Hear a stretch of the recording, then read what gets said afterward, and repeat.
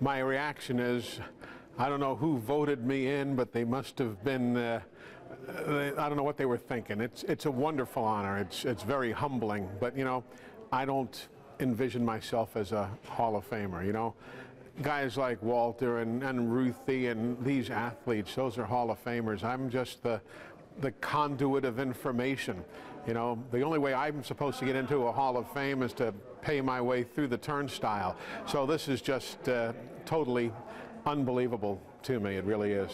It's a wonderful class. I mean, there are so many people going in this year that I have watched, I have talked about, I have heard about, and I have admired for years.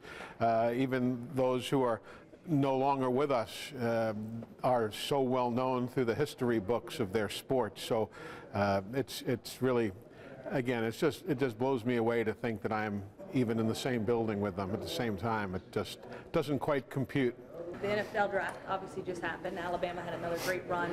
They tend to do really well in the NFL draft. What can you say about the program at Alabama and how they prepare these guys for the next level? Well, you don't have to take it from me, but just last night we were in Nashville for a Crimson Caravan, and joining us on stage were Chance Warmack and Greg McElroy.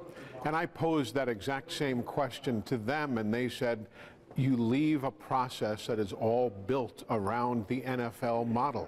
So while some guys are stepping into totally uncharted waters as they get drafted from some school into the NFL, for the Bama guys, they are coming out of an NFL approach, an NFL atmosphere, if you will, stepping into, and granted, it's faster, it's bigger, we all know that, but the style, the terminology, the approach is something they're all very much used to. So it does help, there's no question about it. And where you are drafted means nothing, except maybe to your banker, and I understand that, and it is a business. But we all know the Tom Brady story, number 199 in the draft. 199, and who wouldn't take him as their quarterback? And poor old Eddie Lacy dropping last year, and he only dropped, you know, to the Green Bay Packers where he became the Rookie of the Year.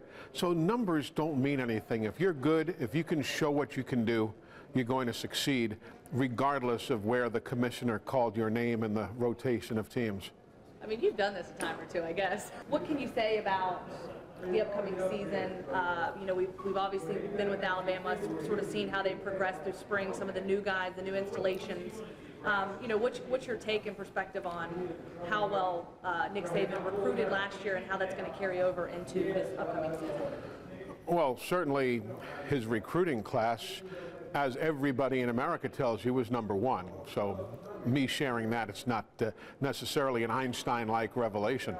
But the coach is very pleased with the attitude, the buy-in, if you will, of the players preparing for this coming season. There are obviously some questions that have yet to be answered. There's going to be a good competition at quarterback. And we'll all see that together as the fall camp opens up in due time. But, you know, having traveled with the coach extensively and heard many a speech and many a comment over the last couple of months, he's pleased with what he has seen. He's excited. He's comfortable with the way everybody's buying in. And as we all know, so much is up here in this business. It's up here.